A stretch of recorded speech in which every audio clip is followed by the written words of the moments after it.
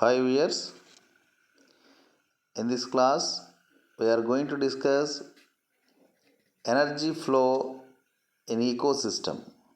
Under this topic we will discuss introduction, law of conservation of energy, law of kinetic energy, primary and secondary production, photosynthesis, models of flow of energy in an ecosystem, productivity, concepts and methods of measuring primary productivity. Come to the introductory part. The energy cycle is based on the flow of energy through the ecosystem. Energy from sunlight is converted by plants themselves into growing new plant material, which includes leaves, flowers, fruit, branches, trunk, and roots of plants. Plants can grow by converting the sun's energy directly into their tissues. They are known as producers in the ecosystem. The plants are used by herbivorous animals as food, which gives them energy. A large part of this energy is used up for day to day life, day to day functions of these animals, such as breathing, digesting food, supporting growth of tissues, maintaining blood flow, and body temperature. Energy is also used for activities such as looking for food, finding shelter, breeding, and bringing up young ones. The carnivores in turn depend upon herbivorous animals on which they feed. Thus, the different plant and animal species are linked to one another through food chains. Each food chain has 3 or 4 links. However, as each plant or animal can be linked to several other plants or animals through many different linkages, these interlinked chains can be depicted as a complex food web. This is called as the web of life that shows that there are thousands of interrelationships in the nature. When plants and animals die, this material is returned to the soil after being broken down into simpler substances by decomposers such as insects, worms, bacteria, and fungi, so that plants can absorb the nutrients through their roots. Animals excrete waste products after digesting food, which goes back to the soil again. The transfer of energy from one source in plants through a series of organisms by eating and being eaten constitutes food chains. And if you see the definition for energy, energy has been defined as the capacity to do work. Capacity to do work is defined as the energy.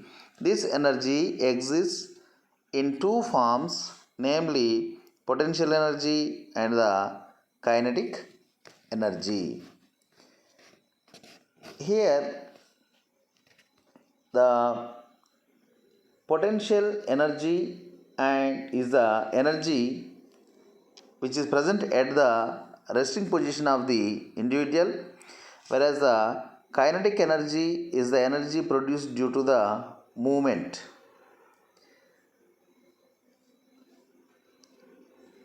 Here we will see the radial energy from the sun is converted to chemical energy in the plants as the food material. Then come to the, in order to understand this energy flow in a better manner, we will look after the laws of thermodynamics.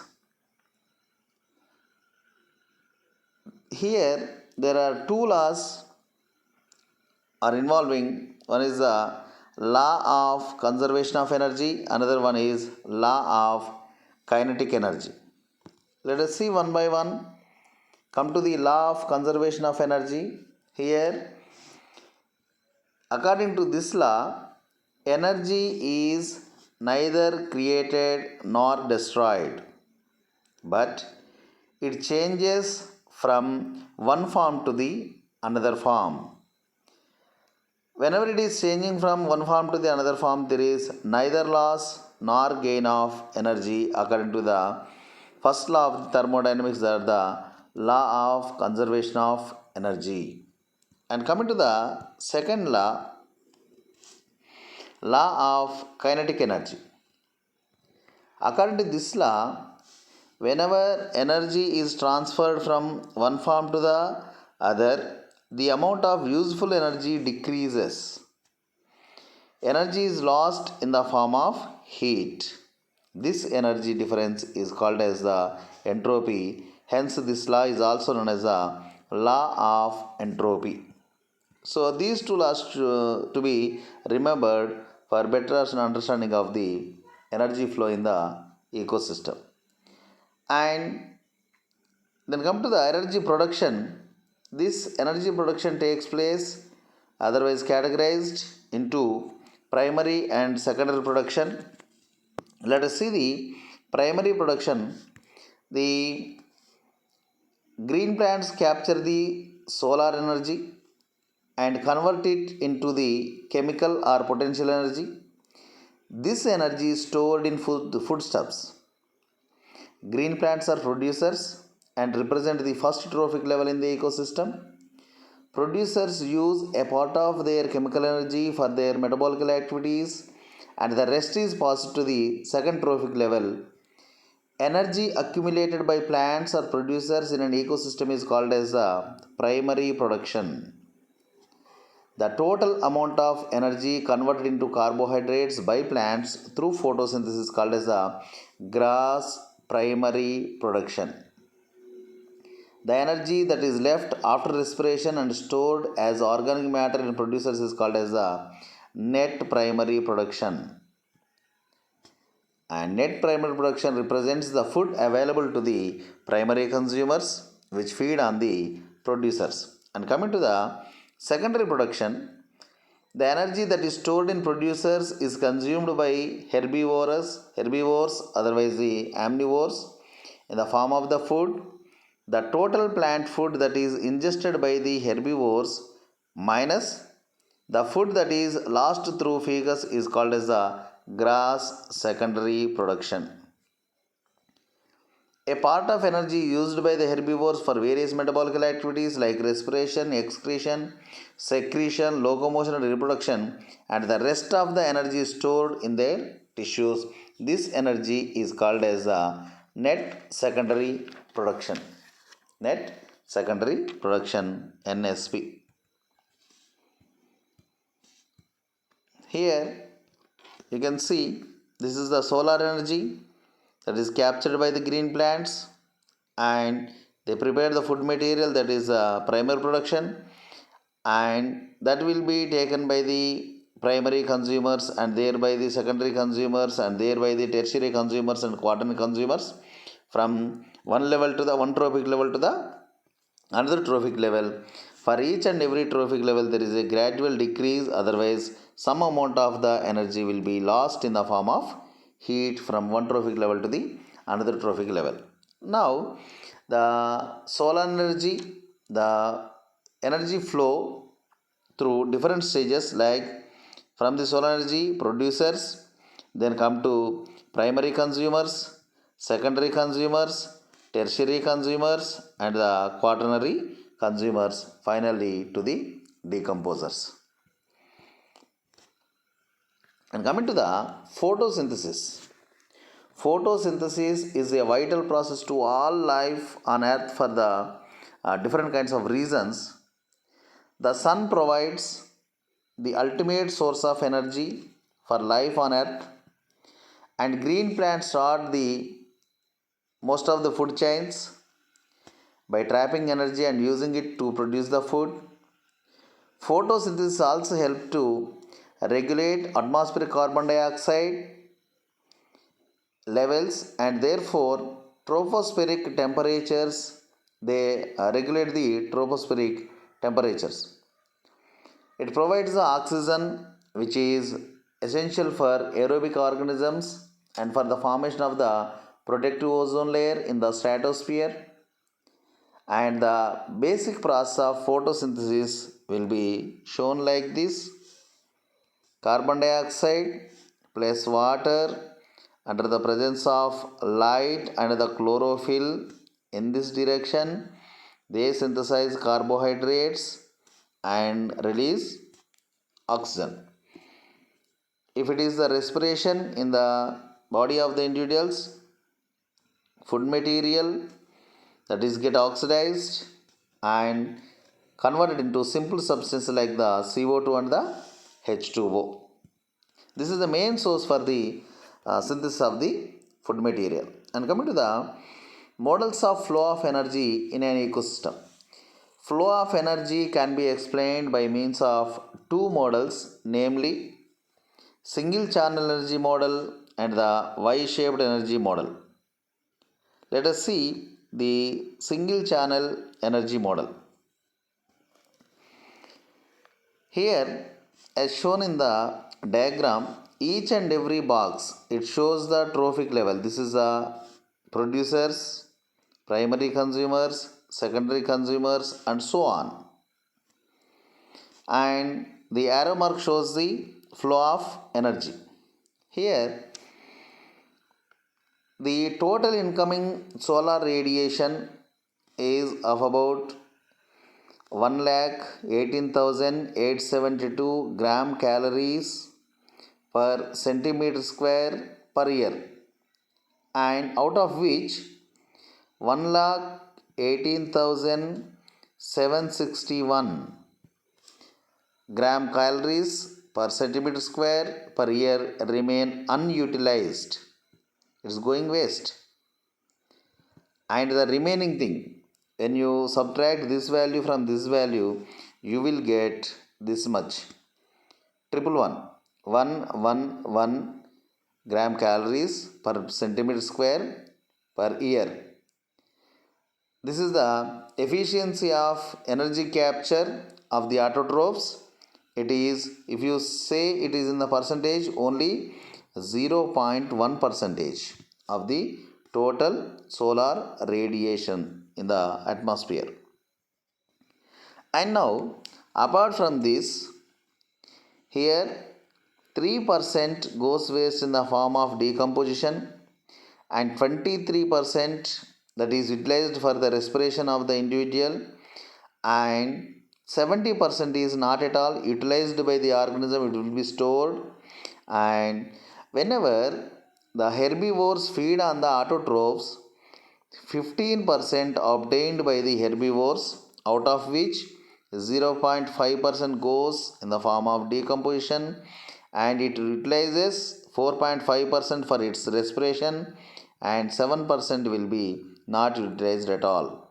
And out of the 7%, 3% comes to the carnivores, out of which 1.8% is utilized for its own respiration, and 1.2% is not utilized, and the traced amounts of decomposition will be seen. We can easily observe that from one trophic level to the another trophic level, the transferred energy is gradually decreasing. So here 111, here 15, here 3, and here only 1.2 is there. Out of 1.2, furthermore decreased amount will be utilized. And here you can show the same thing in the size of these channels. So here there is a large channel, and the channel size furthermore decreased, and furthermore decreased. So that is, whenever a transfer from producers to herbivores, herbivores to primary carnivores, or primary carnivores, and then so on, it will be decreased. The single channel model gives an information like this. The single channel energy model explains unidirectional flow of energy. The energy captured by autotrophs does not revert back to the solar input. As it moves progressively through the various trophic levels, it is no longer available to the previous level. The system would collapse if the primary source, the sun, were cut off. If there is no light source, there is no flow of energy. There is a progressive decrease in energy at each trophic level. So, shorter the food chain, greater would be the available of food energy. And coming to the Y-shaped energy model, here this diagram shows the Y-shaped energy flow model. Y-shaped model further indicates that the two food chains, namely grazing food chain and as well as the detritus food chain, are in fact under natural conditions completely isolated from one another. The grazing food chain, beginning with the green plants, going to the herbivores and the detrivorous food chains. The detrivorous food chain beginning with the organic matter, dead and decay material of the plants, primary consumers and secondary consumers, and so on. Then passing to detrivores and their consumers. Here by this we will see, so Y-shaped model means like this.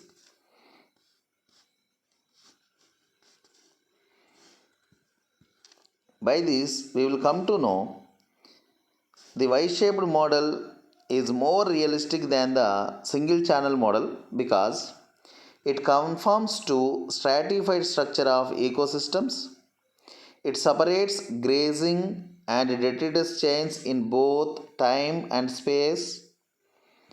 The micro consumers means detrivores and macro consumers, primary, secondary, tertiary, quaternary consumers, differ greatly in size metabolism relationship.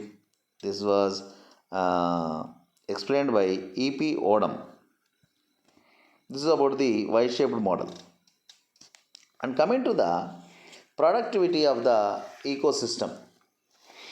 Here,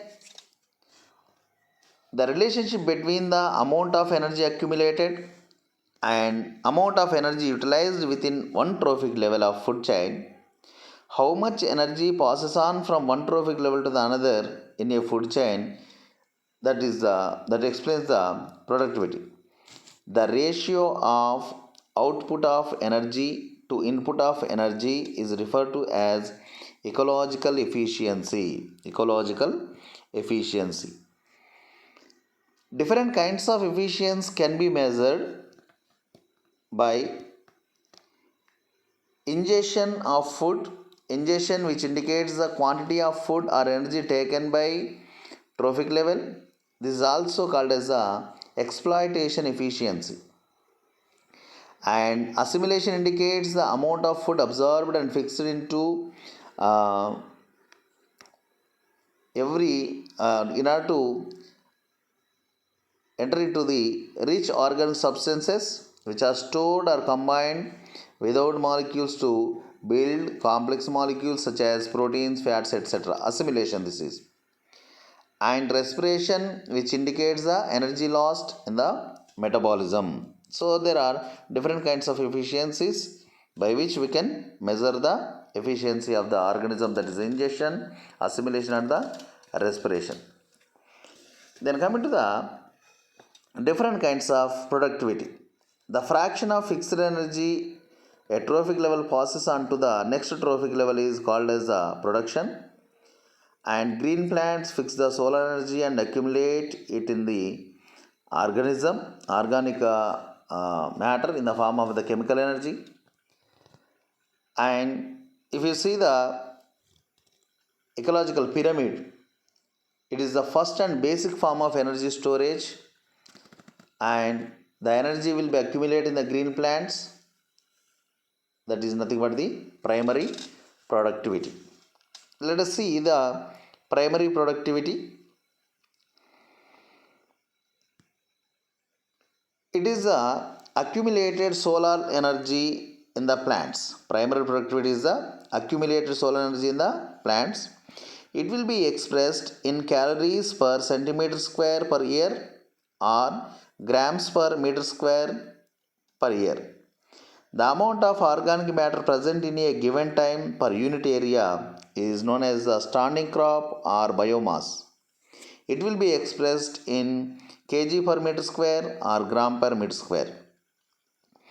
And the total solar energy trapped in the food material by photosynthesis referred to as the gross primary productivity. And the amount of energy bound in organic matter per unit area, and some of that is left after the respiration plants is the net primary productivity. That is, net primary productivity is equal to gross primary productivity minus energy lost in the respiration. And coming to the secondary productivity. Secondary productivity, it is the productivity of animals and the saprobes. So the total amount of material that has been taken by the herbivores or the primary consumers, that is in the form of gross secondary productivity. That is the amount of the rates at which the heterotrophic organisms resynthesize the energy yielding substance is termed as the second productivity. And the amount of energy stored in the tissue of the consumers is known as the net secondary productivity. Then come to the factors that affecting the production. There are basically 5 factors, namely solar radiation and temperature, moisture, mineral nutrition, biotic activities, and the impact of human population. And then there are 3 fundamental concepts of productivity, namely standing crop, materials removed, and the production rate. Let us see one by one. Standing crop is the abundance of the organisms existing in the area at any one time, may be expressed in terms of number of individuals as biomass of organisms, and energy content or in some other suitable terms. Measurement of standing crop reveals the concentration of individuals in the various populations of a ecosystem. And coming to the materials removed, this is the second concept of productivity.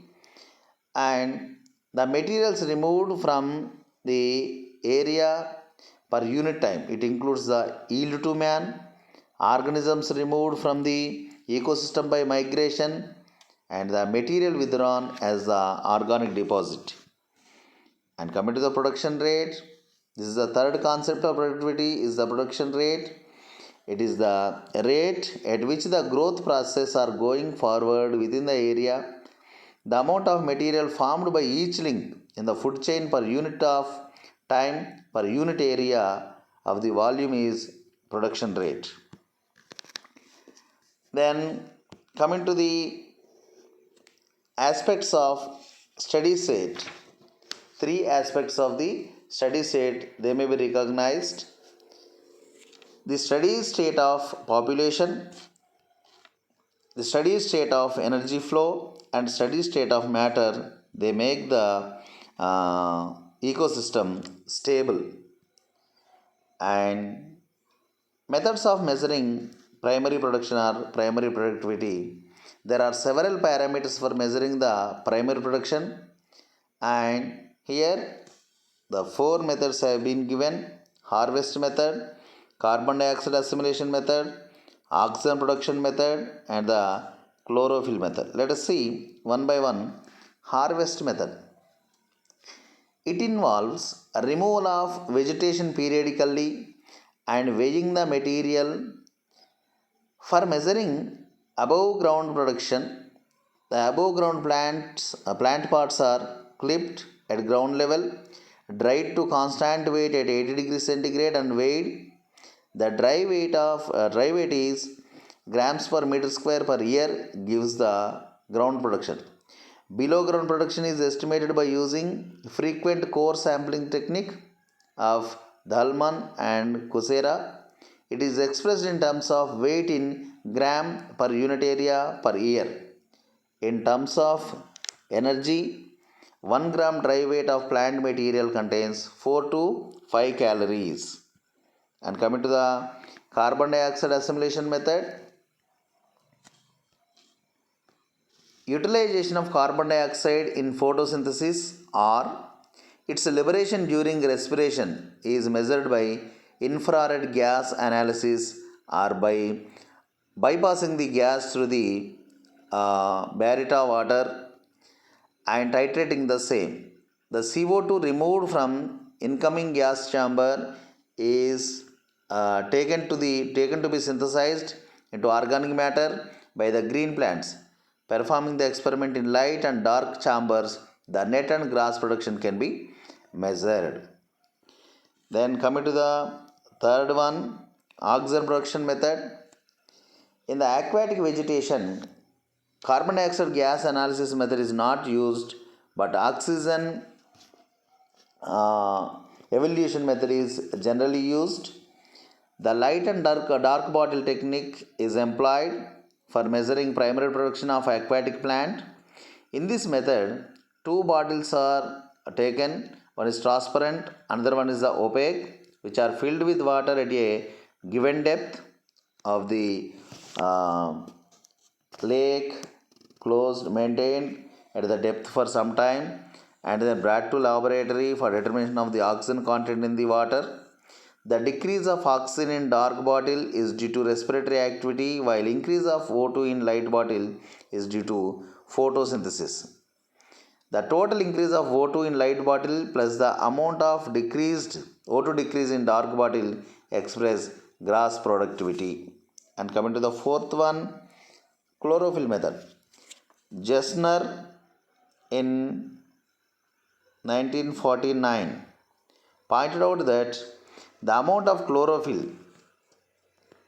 is almost limited to a narrow range of 0.1 to 0.3 grams regardless of the age of the individual or the species present therein. There is a direct correlation between the amount of chlorophyll and the dry matter production in different types of communities with varying light conditions. On average, about 10% of net energy production at one trophic level is passed on to the next level. Processes that reduce the energy transferred between trophic levels include respiration, growth, reproduction, defecation, and non-predatory death. Then, if you furthermore observe, there are certain, this is the overall diagram where there is a source of energy, light energy, and how the producer synthesize the food material and transfer to consumers, final decomposers, and for each and every stage there is a loss of energy in the form of heat, and these decomposers, they give supply inorganic nutrients to that of the producers for the photosynthesis.